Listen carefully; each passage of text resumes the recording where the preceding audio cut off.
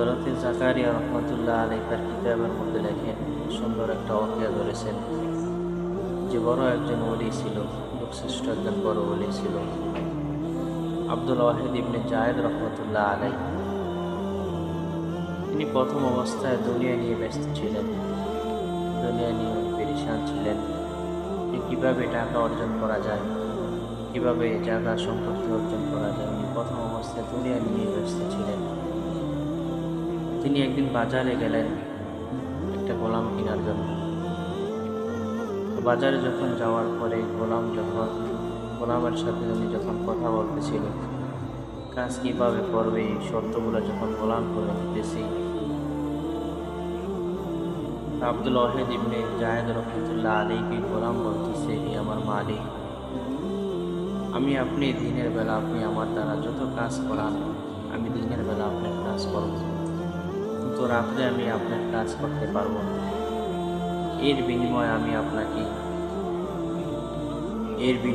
আপনাকে একটা স্বর্ণ মুদ্রা দান করব, এর বিনিময়ে আমি আপনাকে একটা স্বর্ণ মুদ্রা দিব। তো আব্দুল ওয়াহিদ ইবনে জায়েদ রহমাতুল্লাহ আলাইহি বলতেছে, ঠিক আছে, তুমি আমার সাথে আসো, তুমি দিনের বেলা আমার সব কাজ করে দিবা, আর রাত্রে তুমি আমার কাজ করা লাগবে না, সমস্যা নাই, চলো। তো একদিন এক লোক আব্দুল ওয়াহিদ ইবনে জায়েদ রহমাতুল্লাহ আলাইহির কাছে এসে বলতেছেন, আপনি কি জানেন যে আপনার বাড়িতে যে গোলাম আপনি নিযুক্ত করেছেন, গোলামকে রাখছেন, সে তো হলো কাপন চোর। সে তো রাত্রিবেলা মানুষ যখন মারা যায়, রাত্রে কবরের কাছে যায়, গিয়ে মানুষের লাশ উঠিয়ে মানুষের লাশ থেকে কাপড় চুরি করে বাজারে বিক্রি করে, সেটা হচ্ছেন কাপন চোর।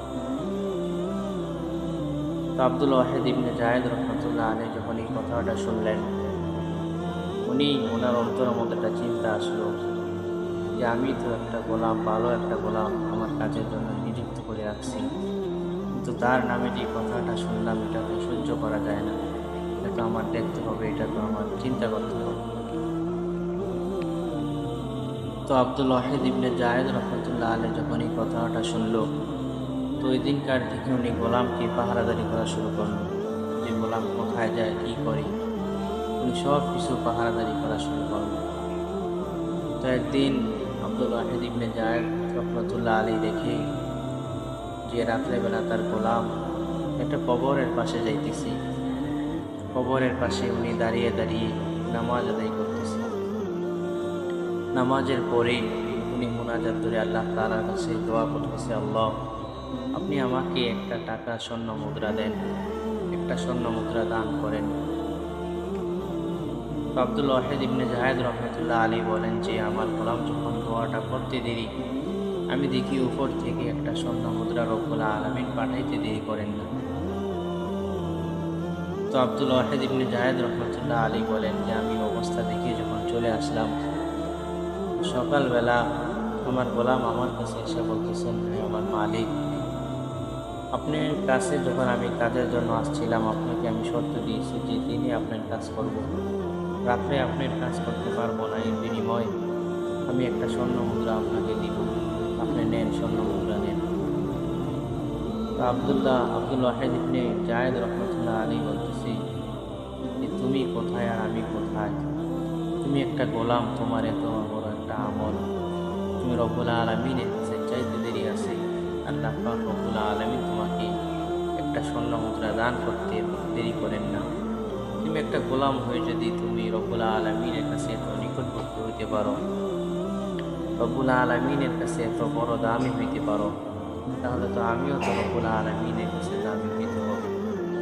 তো আব্দুল ওয়াহিদ ইবনে জায়েদ রহমাতুল্লাহ আলাইহি বলেন, ওই দিনকার থেকে আমার মধ্যে এরকম একটা চিন্তা আসলো, আমার মধ্যে এরকম একটা ভাবনা আসলো যে আমার গোলাম যদি এরকম বড় আবেদ হতে পারে, যে রব্বুল আলামিনের কাছে নামাজের পরেই দোয়া করছে, আল্লাহ তাআলা তাকে একটা স্বর্ণ ব্যবস্থা করে দিয়েছে, স্বর্ণ মুদ্রার, আমিও আজকের থেকে এরকমভাবে মানুষের মতো মানুষ হব, আল্লাহ তাআলা এরকম খাঁটি বান্দা হব, আল্লাহ পাক রব্বুল আলামিনের কাছে যখনই যেইটা চাইব, আল্লাহ পাক রব্বুল আলামিন তখনই আমাকে ওইটাই দান করবে।